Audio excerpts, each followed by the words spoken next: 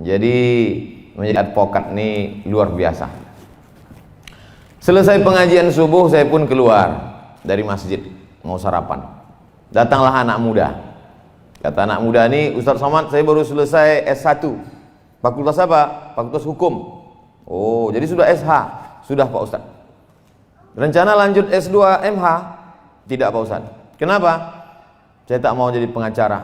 Banyak yang udah masuk neraka Pak Ustaz. Jadi kamu mau kemana? Aku mau ngambil S1 lagi Pak Ustaz. S1 apa? S1 Hukum Islam. Aku mau taubat, kata dia. Saya orangnya tidak mau menjudge orang, menghukum orang saya tak mau. Saya mengajak dia berpikir. Sambil jalan saya ceritakan sama dia. Kalau tanah ulayat, tanah nenek mama, tanah orang-orang tua kita diambil oleh perusahaan, satu batang karet yang ditanam oleh nenek moyang kita dulu dihargai 1.500 sebatang. Orang kampung tak punya duit untuk menyewa pengacara. Siapalah yang membela mereka? Lama dia diam. Siapa yang siap membela mereka yang tahu hukum konvensional? Sayalah Pak Ustadz, kata dia. Seandainya aku dikriminalisasi orang, dalam ceramah ada yang keseleo lidah, tersalah sikit, rupanya diviralkan orang, ditangkap orang, tak ada duitku untuk membayar pengacara, siapa yang membela aku di pengadilan? Lama dia diam. Terus saya tanya, masih kamu mau tinggalkan juga lagi ini? Insya Allah saya lanjut S2 Pak Ustadz. Oleh sebab itu kita ingin mindset orang berubah. Banyak orang beranggapan sesudah dia hijrah, setelah dia taubat, dia mau ikut pengajian, akhirnya dia tinggalkan ini semua. Aku udah kutinggalkan dunia ini Pak Ustadz, aku mau mati aja. Jadi kalau pengacara-pengacara ini taubat meninggalkan ini, siapa lagi yang bisa berkecimpung di sini? Siapa lagi yang membela alim ulama, para habaib? Siapa lagi yang membela orang-orang susah yang tidak mampu? Tapi ini ada dosanya Pak Ustadz. Dosa-dosa sedikit nanti ku carikan syafaatnya insyaallah. Oleh sebab itu maka ini perjuangan luar biasa.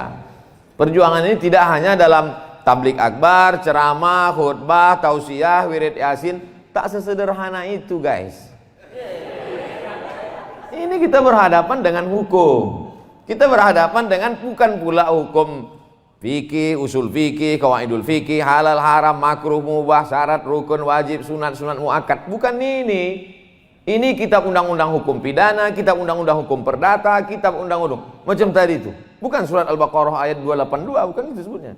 Pasal sekian, ayat ini ada pula i-nya.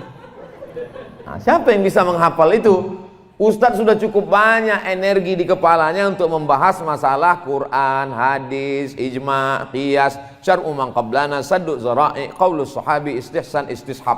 Habis sudah energi di kepalanya. Maka ada beberapa orang yang diberikan Allah kekuatan ingatan, hebat cara bicaranya. Kalau saya perhatikan, kebanyakan pengacara itu dari dua daerah.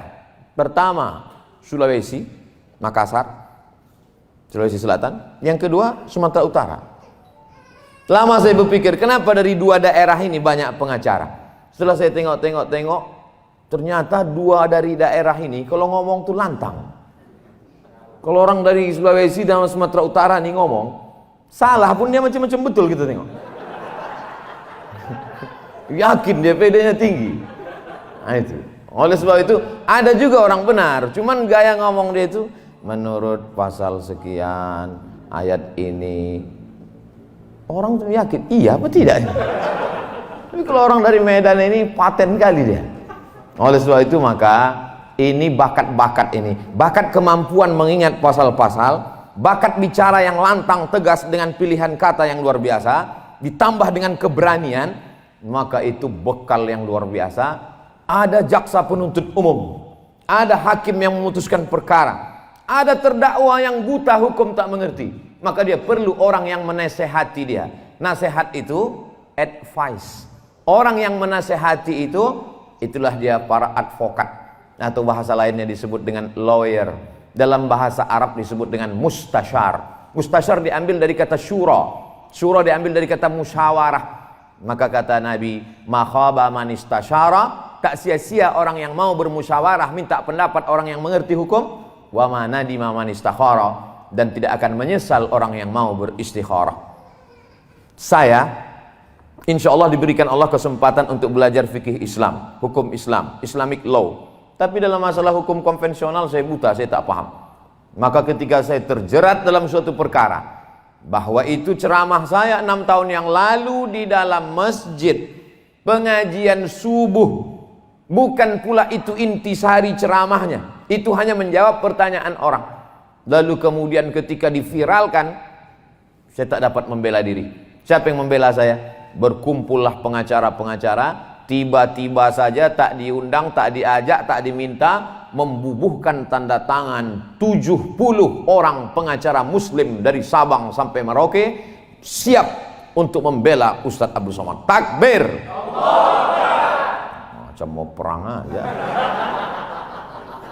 Begitu saya sampai di Jakarta, disodorkan kertas, Ustadz Somad, inilah dia 70 pengacara yang sudah siap membela Ustadz, selengkap dengan segala pasal-pasalnya, bahwa Ustadz berbicara ini di dalam masjid, tidak disuarakan mikrofonnya sampai keluar, bahwa Ustadz bukan inti pembicaraan, judul tema besarnya bukan masalah itu, tapi Ustadz menjawab pertanyaan, maka Ustadz tak bisa dikenakan satu pasal apapun. Meleleh air mata saya, disangka mereka ini saya haru menengok itu. Yang saya pikirkan, cemana membayar 70 pengacara ini? Yang saya pikirkan, mak kacau aku sekali ini ya.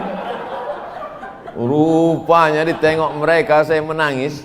Datang pemimpin-pemimpin pengacara itu yang hebat-hebat itu, yang terkenal-terkenal itu, duduk mereka. Kami dari forum komunikasi advokat ini, kami dari ini, kami dari ini. Apa kata mereka? Saya bisikkanlah, tanya berapa bayar. Kami ini Pak Ustadz Somad sudah lillah siap mati kami ini semua. Oh semangatlah saya mendengar siap mati. Jadi maksud cerita saya ini dari awal ini adalah bagaimana kita profesional di bidang. Karena orang kalau tidak dia jalani ini dengan kesiapan mental, dia bimbang-bimbang, ragu dia melangkah, ragu dia bekerja, cemas-cemas dalam hatinya.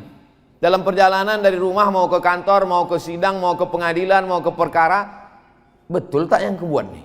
Kira-kira dapat pahala atau tidak? Jangan-jangan aku ini masuk neraka? Jangan-jangan. Apalagi kalau ditontonnya, ada dulu film saya tonton tentang pengacara yang setiap perkara menang terus, menang terus, menang terus. Rupanya dia ditolong setan. Bintangnya Al Pacino. Bapak Ibu mungkin ingat itu filmnya.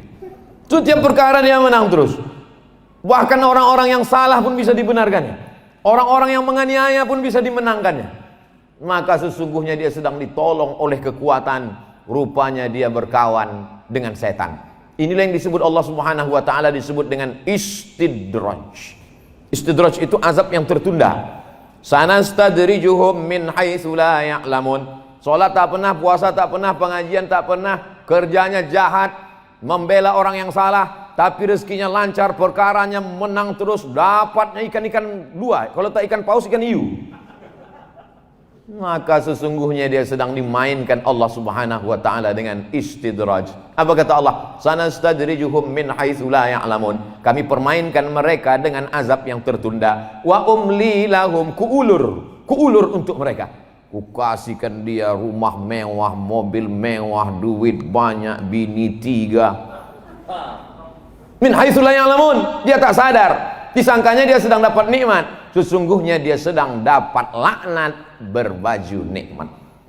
Puncak dari kepuasan adalah ketika kita bisa membela orang yang tak mampu, ketika kita bisa membela orang yang lemah, ketika kita bisa menaikkan orang yang di bawah naik ke atas, dan orang yang hebat mulia karena kejahatan bisa kita tunjukkan kebatilannya. Di situ ada kepuasan yang luar biasa. Hidup ini singkat.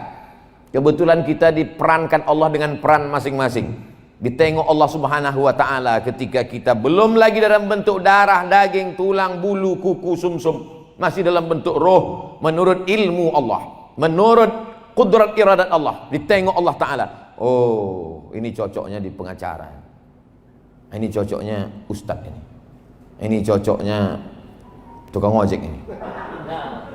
Jangan sepele kan, dia memang tukang ojek, tapi semua ojek di Medan ini dia bosnya. Gitu. Oleh sebab itu apa maknanya? Ini peran kita ini masing-masing diberikan Allah SWT. Yakinlah bahwa ini suratan kita dari kecil memang.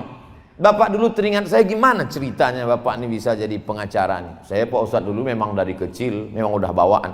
Kami dulu kalau cabut sama kawan, kawan tuh makan 3 bayar 1, saya yang belanya Pak Ustaz.